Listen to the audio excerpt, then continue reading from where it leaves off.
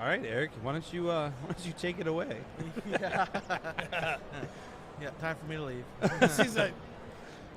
Well, Joe, Yes. what are we talking about today? We're talking about the top 10 reasons why you should breed shrimp in the aquarium hobby. Is it breed shrimp or keep shrimp? Breed shrimp and keep shrimp. Ooh, breed and keep. I like that. Well, we got to breed and keep. We have some absolute legends here. First of all, Joe has a beautiful bald head. Erik has a beautiful bald head, and so do I. So that's why we're all legends in our own minds.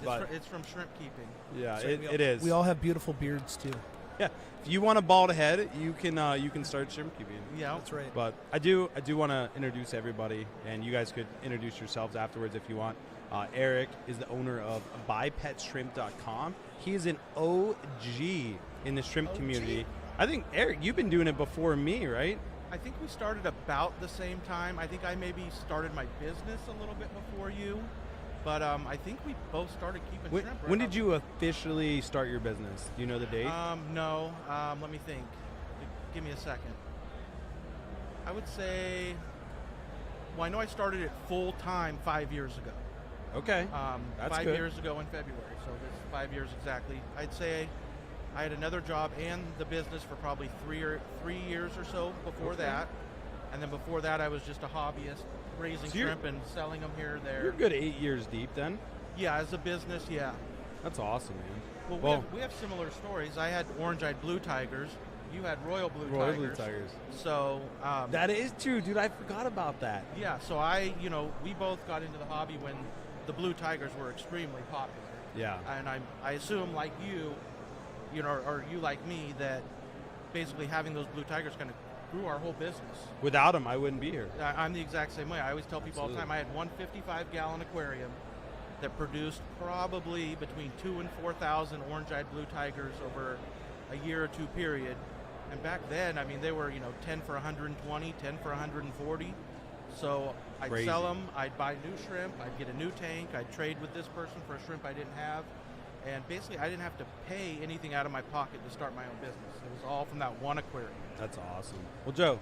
Yes. I mean, the first memory I have of Joe is Aquatic Experience International Shrimp Contest. 2017. And the dude placed with, like, his only tank of shrimp. He brought them, and they were just gorgeous. And then Chris Lukub actually wanted to take him back and take photographs of him, right? Yeah, and so, Joe, that's, like, really what snowballed you into the hobby, right? It did. That's pretty much, it was 2017. I used to breed horses, and I knew about kind of working with genetics. Went over and I saw these people, I'm going to enter the shrimp contest. I'm going to enter the shrimp contest. And I said, well, I'm going to enter one line. So I started breeding these blackberry shrimp, enter them in the category. I think there was 23 entrants in there for the Neocardinas, and I beat them out. Super excited. Chris wanted to take them back. Chris photographed them. They're in his new calendar that he has out. Super excited. Rob was one of the judges there too. Was I a judge that year? You were a judge of the Neocardinas. Wow. You can't remember. Oh, is that why you gave me $100? I had no idea. I don't remember. So, but I got to say, if it wasn't for these guys, I don't know how far I would have made it here. So I had a lot of questions when the first couple of years I started my business, and I went to these guys a lot. Well, shucks. Thanks, man. That's why you're my peanut butter. Edit that one out, Ed, please. Well, today we're going to talk about the top 10 reasons to keep and breed shrimp. And this is on the spot. So this is going to be some good conversation. Ed came up with one before we even started. So Ed's got a really good one. Ed. Let's hear it, Ed. Number 10 is going to be the first one. Yeah, number 10. Yeah, that's you. Okay. You got that camera on yourself? I do have They need to see that there's 4 bald men here. Yeah, I actually did that, and now my thing is on crooked. Okay. I have... Oh, you got to eat that mic. Oh, yeah. Oh, there it is. Okay. I've got about 65 tanks with shrimp in them, but none of them are like fancy pants ones like you guys. I just like, whenever there's skittle shrimp or red shrimp or anything at a fish swap, I grab them and then I drop them in my tanks because I like them in all my guppy tanks. I figure the shrimplets are little delicious things if they get caught by my guppies, but they also clean and they're cute and I love them. So That's my number 10, or your guys' number 10, is feeding and helping my guppy tanks. Ooh, I like that. Erik, why don't you take it away and we'll just work our way down. So I would say, I mean, one thing that I always tell people that I like about the hobby is it's one of the few hobbies where you can actually pay for the hobby by being in the hobby. So you can have one tank of shrimp and even cherry shrimp, and you can put them on Craigslist, sell 10 for $10, and, throughout the course of a month, make $100 extra, and you could invest that money into another tank, and you can just keep growing and growing and growing. A lot of hobbies are just money pits, and shrimp keeping can be a money pit if you don't know what you're doing. But it's one of the few hobbies where you can actually make money off of your hobby. I 100% agree with that. When I started mine, I started with $300 in my PayPal account, and I just kept on reinvesting in myself. So it shows it. Well, Joe, what's number? So that was number 9. Number 9. You got number 8. Number 8, I would say they're great accent animals for your aquarium. So a lot of people, like when you do aquascapes, you need something on the bottom. So you put bright red, yellow, orange shrimp in there. It makes it pop. And everybody kids love watching them swim around. Well, that's good. Number 7. So number 7 for me, and this is what really happened to me, is keeping shrimp made me appreciate very small animals. So like now when I'm walking through the park and there's an ant, I don't accidentally step on it, right? Like I intentionally know that like, hey, that's a small thing. So like just keeping small animals, small shrimp really helped me appreciate just small animals and really appreciate nature and see like how big the animal kingdom is. So like for kids, I just think it's just an amazing thing. And so that would be number, what is that, 7? 7. So I got another one if you just want to, I'll do another one and then we'll go back through. Oh, no, I just forgot. I did have one. Yeah, number 6. I just forgot. So let's send it back to Joe. That's fine. I could do it. So I would say number 6 is creating something new. So a lot of people get into the neocaradinas and you get the solid colors. Once you do that, a lot of people want to get into caradinas, and that's where you can start creating your own line, your own specific line. You can start almost like if someone has a God complex and they want to, do something new, caradinas is the best way to do it. Ooh, so genetics. That's a good one. Number 6. Number 5. I think it's a very good thing that it's something you can do as a family. You can, here at the shows we all see it. A lot of kids see the shrimp for the first time. They're really excited. Their parents already have a fish tank or two, and they talk dad into, oh, come on, let's get these or whatever. And then you hear them talking, okay, well, we can breed these, and it's something you can do together as a family. And I think that's important these days to have stuff like that. It's not the TV, it's not the internet. It's just something that you guys can sit down and do together that's, not involving social media or anything. It's just you guys spending good quality time together. Yeah, I remembered mine if you guys want me to go. I'll go ahead to tell you. So what is it, number 4? Number 4. Number 4. So number 4 is they are the perfect. Shrimp are the perfect office pet.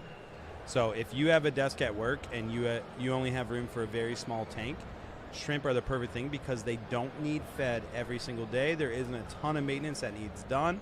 And so you go away for the weekend, every weekend. You're not working on the weekend, hopefully. And it's just a great pet to have at work on your desk and just bring nature into your workplace. So we're at number 3. Number 3. Friendships. Ooh. So this is what you got to look at. All 3 of us have shrimp businesses. So technically, we're all competitors. But guess what? We're all a family here too. We all help each other out. The hobby's big enough right here. We're all happy. We're all friends. We all talk to each other. So friendship. That's good. I would say another reason is that they're pretty easy. Number 2. I think a lot of people overthink it and think it's really hard to keep shrimp. I always tell people do the KISS method. The keep it simple, stupid. Don't mess with your tanks too often. If you don't mess with your tanks too often, if you pay attention, watch a few YouTube videos or talk to some shrimp keepers and figure out their way of doing it. And there's multiple ways of doing it, but for us, if we're successful, we've done it. We've been pretty successful with it. It's not a bad idea to maybe listen to what we have to say and maybe try a tank that way. You're probably going to be successful with it, and I think they're pretty easy. I think the problem is a lot of people overthink them, try to do too much, stick their hands in their tanks too much, overfeed is obviously a problem. People forget that part, but besides that, it's pretty easy, I think. Yeah. Well, I got one for number 1 unless. Number 1, go ahead. You sure? Do you have one too? Because we could do a bonus one. We can do tons of bonus ones. Oh yeah. So number one, and Ed kind of said this, but I don't know if he said it word for word. But cleaner shrimp. Like if you have a planted aquarium, shrimp are constantly grazing on everything, and so they are just a really good utilitarian purpose for your aquarium, and they're just great cleaner shrimp, especially for like a mono shrimp, things like that. Well, and so to add to that, I also do a lot of bucephalandra. So basically, all my aquariums at my shop, 100 and something aquariums, are loaded with bucephalandra and shrimp. And the shrimp do a great, leaves die. That happens. They melt. Parts of the rhizomes may melt, but the shrimp are there to clean it up. They eat it. It doesn't, necrotic tissue doesn't spread and kill the rest of the plant. Obviously, amanos are amazing at it. I have a tank with probably about 1,000 amanos, and I grow. So I do some immersed bucephalandra cups in my shop. But when they're immersed, when a leaf dies, if they were in a shrimp tank, the shrimp would eat that leaf and get rid of it. So they just kind of sit there, and as that one dies, it'll kill the next leaf next to it, the next leaf next to it. So I just every once in a while pull a bunch of cups out from the immersed setup, drop them into the amano tank, and I pull them out the next morning, and they look good as new. wow, that's really good to know. So we have a bonus question. You ready? Eric and I already know the answer. This is a bonus question. Eric and I already have the same answer. This sounds like a setup. The number one question asked to shrimp breeders and keepers. Oh, I know the answer. Do you know the answer? When you tell people what you do for a living, what is the first thing they ask you? Can you eat them? Yep. Yes. Can you eat them? Every time. Yep. Are they for eating? Do you eat them? Yeah. Are they, I mean, you are they can. food? Are they Like I can't tell you how many people I've told about my business, and I explain the whole thing to them. And then afterwards, they're like, oh, I got to swing by and get some for a barbecue. And I'm just like, man, you missed a 15-minute conversation we just had. So what I think is kind of funny is I have people stopping at my store and calling for reservations. Well, you're Joe Shrimp Shack. I know. Everybody's just like, they stop and like... Because what's your competitor? Joe's Crab Shack. That is a little confusing. Yeah. So it was a smart ploy off it. Everybody in the 5-state area, all the Joe Crab Shacks shut down. So I'm like, oh, I'll just go ahead and use this one. So I used the name. It worked out great for me. People still call me, and I'm like, can I make a reservation for 2? I'm like, sure. What time do you want to come in? What's your special? Shrimp.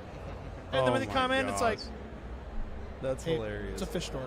I can't wait until until kick stuff Joe's over? Crab Shack reaches out to you and they're like, hey, sir, you have to change your name. They're shut down. They're shut down. They're gone.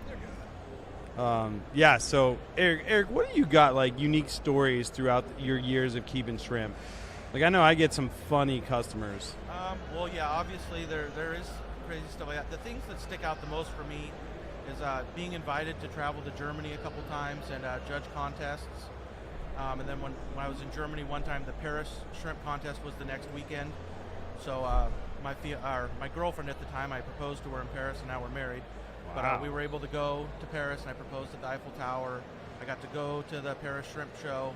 It's stuff that I never would have, well, maybe I would have, but I don't think I would have ever done in my lifetime without being a part of this hobby, without starting my business, getting as involved as I have been, coming to shows, meeting everybody. To me that, the ability to travel and go to different places of the world is just priceless. Before I started my business, I think I'd probably been, I live in California, so I probably, obviously I'd been to California, maybe Oregon, maybe another state that I can't remember, but since I've started doing this, I mean, I've probably, even if it's just stopping at an airport for a layover, I've probably been in, 35 of 50 states now.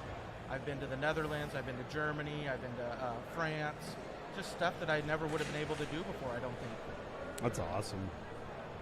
Joe, how about you, besides getting called to make reservations for shrimp? I mean, I would have honestly thought back in 2017 when I started, I would never be where I'm at right now. If it wasn't for, like, you guys, there's other people out there, and there's a lot of nonprofit groups that help me out, and a lot of sponsors out there, I don't think I would have been able to sit down and have my own business, have my own store, be promoting more of the hobby. This is what I like. I would have never, if you would have went to me 10 years ago and said, oh, you're going to have your own aquatic store, I'm like, sure, whatever, dude. But I love it now. I'm passionate about it. I work 7 days a week. I love talking about shrimp. I love talking about just the hobby itself. you're like what, one of two basically shrimp-only stores in the USA that I'm aware of. There's the one in Houston, Tiny, I think, and then Joe's in Minnesota. I mean, I can't think of. I mean, I have a shop, but it's not open to the public. Rob has a shop type setup, but I don't think you're open to the public. No, right? I'm not. So yeah, my store is mostly based around shrimp. So Tiny, I do a lot of wholesale into them. Tiny has a lot of fish too, and nano stuff too. It's super popular. It's a lot of work though, but if you believe in yourself and you back yourself in what you're doing, you can be successful too. Absolutely. Yeah, sorry, I was yawning. This is the first time I really got to sit down all show. That's really what Rob thinks about. He's like, No. No. I love what I do, just like you guys do. It's a blessing to be able to do what we do. And I think Erik does something that, and Joe, you probably, in a sense, do this too, but Erik, I know, does this, and it's something that is, close to my heart, and I think it's great and something that I love doing as well. And that's using our business to give back. And I know Erik will do a month where he does every 25% of this sale is going to go to a charity, and I just think that's so important. And especially for me, I have such a heart for people and giving back, and God's blessed me so much in my business and where I'm at today that if we're not giving back, then what's the point? And so I think it's really cool that you do that. And Joe, again, I don't know if you do it or don't do it, and maybe you're just at the beginning of your business and eventually you'll do it. Yeah, we work with we have one of the oldest nonprofit fish clubs in the nation. It's been going since 1930. It's Minnesota Aquarium Society. So I do a lot of donations for them and help a lot of school teachers get tanks set up in their classroom in Minnesota. That's awesome. Yeah, we just started the Shrimp for Schools program, and surprisingly, there's been a lot of teachers reaching out, which is awesome. My wife's a first grade teacher, and we put a tank in her classroom just a few months ago, just a Skittles mixed Neocaridina tank. And it's something that I'd wanted to do for a long time. Obviously, COVID came, so we didn't put the tank. We had the tank ready 2.5 years ago to go in her classroom. COVID hit, all that got delayed, and then after I put it in there, and it was funny to go in because the tank was obviously set up for 3 weeks or 4 weeks before we put the shrimp in, and all the kids were guessing what was going to be going in the tank, and everybody was certain it was going to be fish. Oh, I know it's going to be fish. And then we brought them in, and they're like, what, shrimp? And they were super excited about it. They got to come up, look in the tank, see them all. I brought different colors, different sizes. And, just seeing that reaction, I was like, what, I have to do this on a bigger scale. So I started the Shrimp for Schools program. So if you're a teacher and you're watching or listening, all you have to do is you can go to my website, and there's a link for Shrimp for Schools, where basically all you do is you have to send me an email. There's a link to my email there, an email with Shrimp for Schools in the subject line. And as long as you have a tank set up and you send me your parameters, and I think the shrimp will do all right, I'll send you, 10 shrimp. You pick the color. You can do Skittles mix. You can do, all reds, half blues, whatever you want. I'll send you a bag of food, and a little bit of moss or something, a couple pieces of candy, a tank sticker, and I'll ship it for free. It costs you absolutely nothing. That's awesome that you do that. Yeah, if you end up buying from Erik, you get high chews. That is the candy you get. I love it. I do love high chews. And I think you were the person you were the person that introduced me to high chews, and now you can actually buy them in the U.S. and it's it's I know amazing. when I first I think I'm partially responsible for high chews becoming mainstream in the United States, because when I started putting them in, they were, you couldn't even find them in stores anywhere. Yeah, you were buying them on eBay, weren't you? Or Amazon or something. I can't even remember, honestly, at the time. You could. It wasn't like today. Today you go in and they got 8 different varieties of high chews on the counters. You couldn't find them in any stores. So I think, and I ship all across the U.S. Every day, basically every day I'm shipping multiple boxes. And everybody's like, what are these candies? Where'd you get them? These things are delicious. And then within 2 or 3 years, it's like high chews are mainstream. Like they've won candy of the year. I saw they became the most popular candy. So good though. They are. I'm burnt out. I honestly haven't had a high chew in probably 3 years. But the previous 5 years, I ate enough for 5 lifetimes. Oh yeah. My grandma and my aunt, who are with me at the show, they got introduced to high chews I want to say a month ago. And so they loved them, and so they went out and bought as many as they could find. So and good. I went over to their house, and they're like, "You have to try this candy." And I'm like, "Grandma, I freaking love that candy." Yeah. And they were just like it's the bee's knees for them. Yeah. So it's fun. Well, it's like the perfect mix between gum and a Starburst. It's It's a little gummier than a Starburst, but it's not like, you can swallow it. It's good It's got stuff. really good fruit flavors. Oh yeah, and there's like 50 different flavors.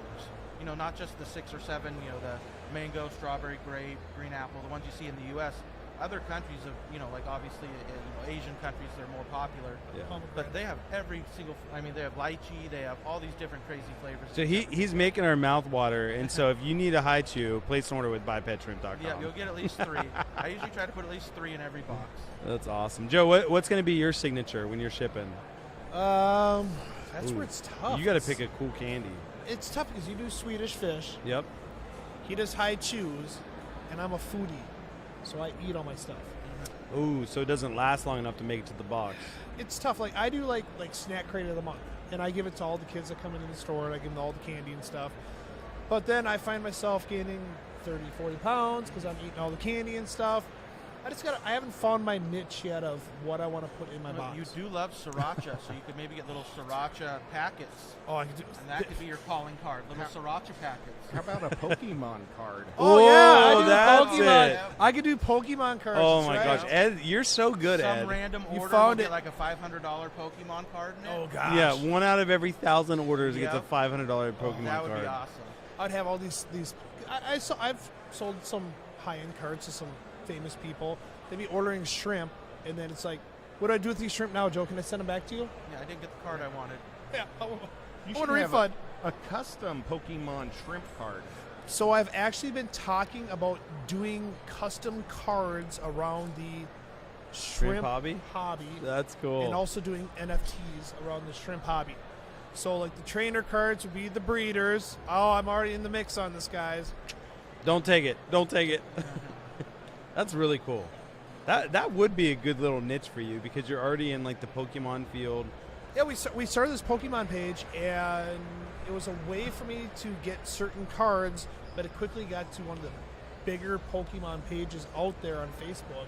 And I get emails all the time from people, hey, can I get this card? And can you do this? And can we do this? It's fun. It's fun. The kids love it. So right now with the hobby, it's really tough to get sports cards, collectible cards and stuff. But kids just stop in the store and they can pick up packs and they can pick up ETBs and booster boxes and stuff. I have them for the kids. So. That's really cool. Do you collect them yourself? Yes. Okay. So really funny, and Eric, I don't know if you do any collecting. My wife bought Hot Wheels for my nephew, and through buying Hot Wheels, my wife is one that researches everything, and she found out there's like these like super rare Hot Wheels. I have some. Oh my gosh. So now I'm just hooked on Hot Wheels, which is like the nerdiest thing in the world. I But will send you I 3 love of it. them. You have? I have a customer. He said, you're into Pokemon. You should get in Hot Wheels. And I'm like, yeah, I'm not going to get into Hot Wheels. He goes, I got some rare ones. He goes, I go to Targets and Walmarts, and I go through every single one, and he sent me 3. Dude, it's You're crazy. getting 'em. You're Like, getting 'em. That's awesome. Because if you think like this hobby's crazy or the Pokemon card industry's crazy, like the collecting Hot Wheels thing is insane. Like people bribe store managers to be able to get into the store earlier or set the Hot Wheels boxes in the back so they can go through them, because like 1 out of every like 3 master boxes has like a super rare car in it, and then every box has 1 rare car, and so it's all about like getting to that store first and checking. And so like I have a couple like Dollar Generals that I'm close with, and they're like, yeah, anytime we get boxed in, we'll call you. And I'm like, I love you. And you're like this. Oh yeah, absolutely. So it's just funny the hobbies we get into, and that's like my stress relief from this industry. Not that this industry is that stressful, but the business side of it's stressful. Yeah, every business has its stresses. Yeah, and Hot Wheels cost $1, so I can buy 100 Hot Wheels, and it's only $100. Well, if I would have known this, my brother worked for Mattel until about 2 months ago. No. He got laid off or whatever. But So he might go back. I think he's trying to find something different. Damn it. But he'd been with them for I think 7 or 8 years in their marketing. So obviously Barbie, anything Yeah. anybody needed like that, I would have been a good connection for. But That's crazy. I Yeah. love it. Well, Eric, what are some other hobbies you have? I don't have too many other hobbies. I'm a one-man crew at my shop, so basically Monday, Tuesday, Wednesday, Thursday, Saturday are all shipping days, maintenance days, and usually Fridays, either Thursdays or Fridays are water change days. So I honestly don't have too much free time for other hobbies. I do like to play Texas Hold'em with friends.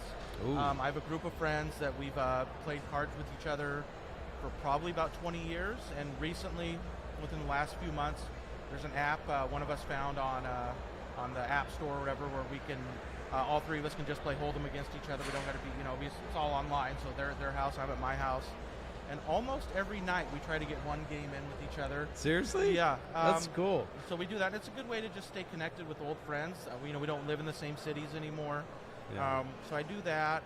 I'd say that's probably about it, hobby-wise or collecting-wise. I just don't have much time to do stuff. Every once in a while, I'll buy a box of trading cards. When I was a kid, I liked trading cards. Yeah. You do arcade. You have an arcade game too. I do. Well, so my brother worked for, I think, Namco or whatever before Mattel. But so I had a Tekken there, but he actually came up, and I needed the space in my shop to expand and add more tanks. So as much as I hated giving it back to him and getting rid of it, I told him he is coming through with the U-Haul. I was like, you got to take it with you. So I still have I still have an NBA Jam in there, Nice. but I'm just running out of space. I keep every time I think, and you're probably the exact same way. Every time I think I'm done, I'm like, nope, no more tanks. This is enough to do what I need to do. Then 3 months later, I'm like, I got to figure out where to put 12 more tanks.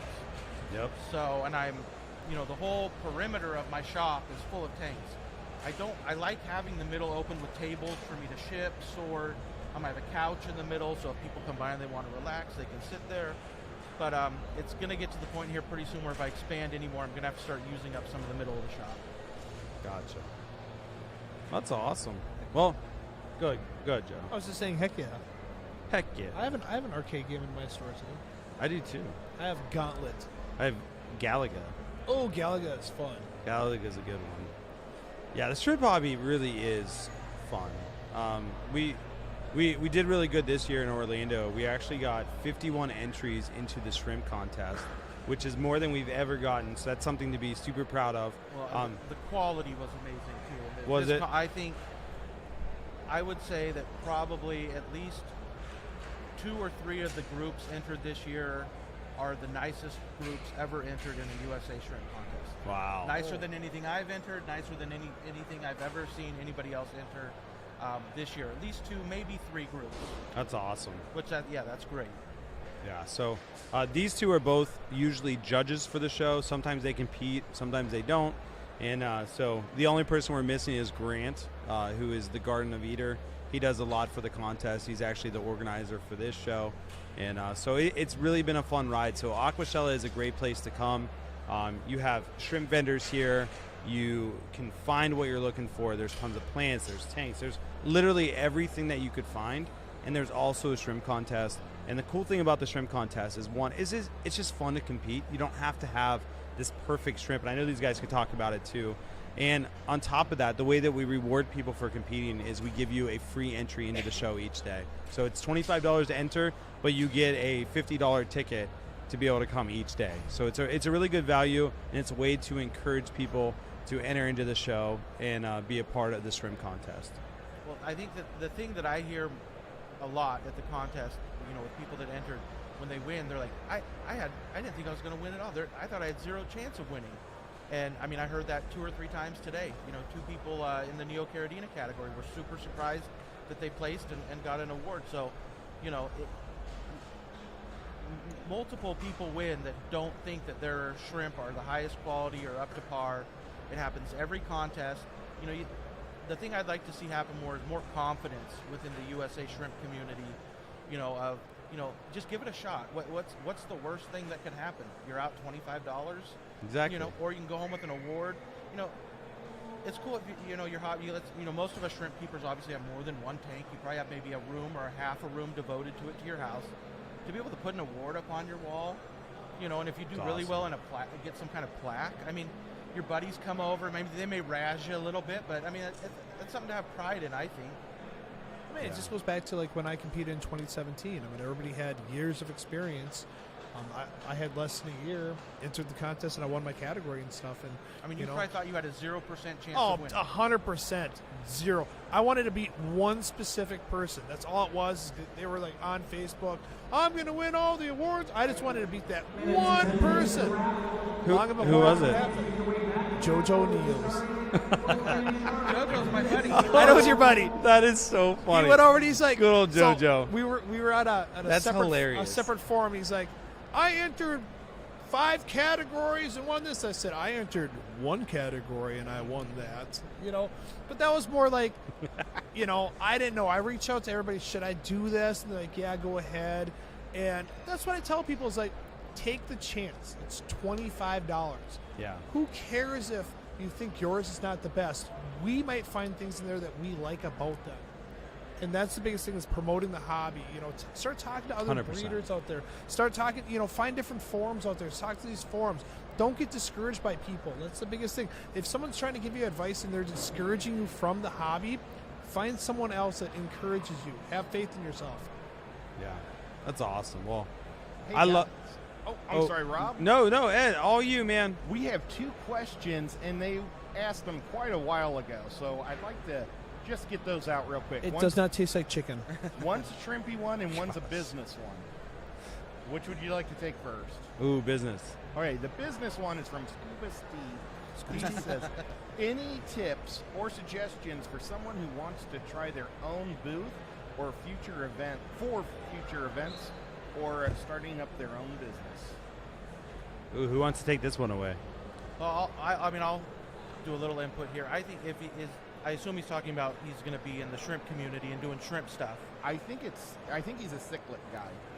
Oh, well, for shrimp, and maybe it's the same for cichlids. What I always tell people is, if you're trying to get into the hobby and you want to create a name for yourself, and you want to do it, pick one type of shrimp and become the best in the USA at it. You know, everybody wants to have 50 different tanks of 50 different things, but the way I was able to grow my business was being known as the orange-eyed blue tiger guy. Rob was the royal blue tiger guy. That's how we got our footing in this business. Don't be a collector, be a breeder. And I agree with that 1,000,000%. I say that all the time. And then have, you know, biggest thing is like, have faith in yourself. Don't get discouraged. If you start doing it, and let's say you start braiding yellow lambs, and you start selling them, reinvest the money that you sold back into yourself. Don't take the money and be like, well, I'm going to go out to dinner and all this other stuff. You can do that future. Invest back into yourself so you can be more successful. Yeah, what I'll say as far as the show goes, and you guys might have different input, if you're asking about, you know, setting up a booth at these shows, what I say to everyone is, these shows are great for existing businesses to encourage more sales and connect with customers and grow their customer base. If you are just like, let's say you're a home breeder and you're trying to get out there and sell more stuff, if you calculate the amount of time, the amount of money, the amount of travel, everything that goes into one of these shows, you know, you're really not making money. Now, if you're okay with like, hey, like I put 100 hours in this show and I made $500 and I'm happy with that, then yeah, like you can come and do that. But like, early on in your business, there's a better use of your money, your resources, and your time than coming to one of these shows.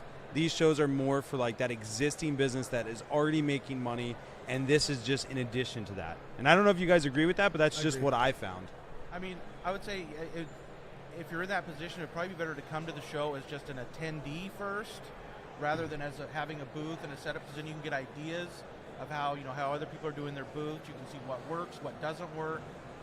And obviously every show's different too. So like I'll go to one show and I'll sell out of one kind of shrimp within the first 10 minutes. I'm like, oh man, I'm going to bring a ton of these the next time.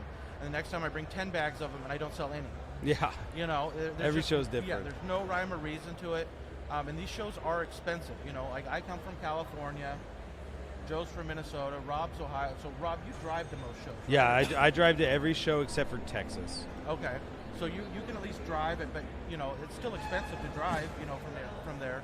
But you know, flight, hotel, booth, food for 4 or 5 days. I mean, you really have to make some money at these shows to even cover your costs. Yeah, like I would say for an average person to do their own booth here, I would say to budget at least $2,000. Yeah, and that probably more that than doesn't even include your livestock or anything. That would just be that's just upfront cost. Yeah, if you're flying travel, booth, hotel. if you're flying out here, it's probably $500-600. You know what I would say? Oh, go ahead if you got something. Yep, hotel, $1,200, I think it is. Yeah, So it's $1,700, but then you got to look at your booth. You know, that's depends on the prices on the size of the booth, and you got food. I would look more like about $3,500. Wow. Yeah, so one thing I would recommend, and this is how I got started in trade shows, and I think you guys kind of have a similar story, is the best way to come to one of these trade shows for the very first time is to go to someone that already has a booth and be like, hey, like I wanna set up here. Could I get like a little rack in your booth or a little table in your booth, and I will cover, you know, $150 of the booth expense instead of, you know, forking out $700, $800, $900. And so that's how I got started. I actually did it with Dustin's fish tanks. And then from there, like, we just kept growing, and we started with one booth, and then we went to two. And then once we were at two, we're like, man, like, we could just both each do our own booth. And I think I did 2 booths on one side, he did 2 booths on the other side, so we had a quad. And then it just kept growing and growing from there. It's kind of what Erik and I do. Yeah, we usually split a booth and, you know, get a little bigger sized booth. And it's nice when you split a booth too, because I usually come by myself. Joe comes by himself. Obviously, you have to take restroom breaks. You know, you're going to get hungry at some point during the day. So that gives us the ability to, you know, hey, Joe, I need to take a 10-minute break. He can cover both sides of the booth for 10 minutes. I come back. He maybe needs to take a break himself. It's really hard to do a booth, you know, especially like this show was super busy. It was crazy. There's no way. I mean, I had a buddy that thankfully I grew up with that was in the area and happened to be here and 100%. wanted to come help. And I mean, there's That's no a huge way. help. Oh, there's no He's way. running the booth right now, right? Yeah, he's running the booth right now. That's awesome. And there's no way I could have been as successful as I was at this show without him. I mean, it wouldn't even be close. Yeah, 100%. Well, we're coming down to the last 3 minutes, so Ed, what was the other question you had for us? The other question is from from Amazon Research Center. He wants to know what is the most difficult shrimp and how demanding is it to keep its requirements? Ooh, I know what it is. I would say Sulawesi. That's what I was gonna say. You demand. I've never had a Sulawesi tank. Me, I've had one. I don't carry Sulawesi shrimp at my store due to the fact of how much time and effort goes into pre-setting it up and maintaining it versus just having them in the store and then someone saying, I want to get those. I mean, you have to have a lot of algae in that tank. You got to have a good cycle tank for at least 6 months with a lot of algae because they're constant grazers. Yeah. So they need that food out there, and a lot of people, they're like, I just want this shrimp. I'm going to put it in my tank. I had it going for 30 days. Okay, guys. Please listen to us. Good luck. You guys all said Sulawesi? Sulawesi. I say Sulawesi. I'm probably wrong Okay. though. Well, it sounds like an Italian dish. But give us tell us what this is, because, you know, we don't know. We're not experts. Is it like They're from Indonesia, I believe, right? They're from like Correct. the Borneo area. Yep. They require warmer temperatures. They require a very, very, very well-established tank. Shipping them is hard because they have to stay at certain temperatures when you ship They them. prefer warmer waters. So during the winter, even with heat packs, a lot of people won't even risk shipping them during the winter. Most places. Like I said, I've never kept them myself. I've heard from people that import them. Normal import, you maybe 10% survive, 10 to 20%. You know, it's not something I'm against keeping or doing. I've just never felt the need or want to do it. Yep. And that's, for me, the stuff that I keep right now is stuff that I want to keep and I enjoy keeping. And to just add one more tank that is completely different than all these other ones, you know, these hundreds that I have that are a certain way, it's just not something I'm interested in right now. But I think they're beautiful shrimp. I mean, they're amazing. They look awesome. To me, I just don't know if I'd put forth the effort to do that extra tank. I mean, I had a breeder that I was going through. I had a customer come in. He asked me for specific Sulawesi shrimp, and I reached out to a breeder and I said, "Hey, I got a guy that's looking for this." He gave me his price, and I said, "Hey, I can get these for you at this price." He ordered 20 of 4 different types, and I contacted the breeder and I said, "Hey, can I just get 20 of these types?" Well, he wanted me to start carrying them. So what he did is he sent 200 of each type of shrimp. I'm not set up for him. So I called the guy and said, "Hey, bonus for you. Guess what? You got a huge colony coming." And I gave him every single one. I didn't want to take the risk of losing them. The guy already had established tanks. So he gained. That's awesome. Okay, guys, we got to wrap it up. But can you guys tell us where you guys, where can we locate you guys on YouTube, and what your stores are? Like, how can we buy shrimp from you guys? I'll start. I don't really do YouTube too much. I have a channel, but I don't think I probably posted in probably a year You have on 4 it. followers. I think I have 400 followers or something. But my website is buypetshrimp.com. We're based in California. Thankfully, we have pretty good weather year-round, so we ship year-round to most everywhere. Yeah, buypetshrimp.com. Awesome. I have a retail store in Plymouth, Minnesota. It's called Joe's Shrimp Shack. I'm on YouTube, Instagram, Snapchat, TikTok, all as Joe Shrimp Shack. The website is joeshrimpshack.com. Well, I'm Rob with Flip Aquatics, and I run flipaquatics.com. I also have a YouTube channel, and that's probably my main focus is the YouTube. I do not have a TikTok. I do not have a Pinterest. I do not have all those cool things. Snapchat, not me. Yeah, but you guys can find me, Flip Aquatics, or you can check out our website, flipaquatics.com. And I just want to give a huge shout out to Ed. Thanks, I think Ed. he's the man behind the scenes making everything work. So Ed is just a huge help to this show, does a ton for us. And I know I appreciate him a lot. I'm sure everyone else does. But he does not get enough recognition. Also, Carrie, while I'm up here, Carrie really ran the creators of this show, did a phenomenal job, extremely organized. And so huge shout out to Carrie with Science Gal Aquatics, and also Ed is Chattanooga Ed on YouTube, so check them out. And a huge thank you to both Joe and Erik for all that they do for this amazing community and all they do for this show. So much appreciated to all these guys. And if one of you wants to close it down, you guys are more than welcome to. I'm good. Just everybody have a shrimptastic day. Shrimptastic.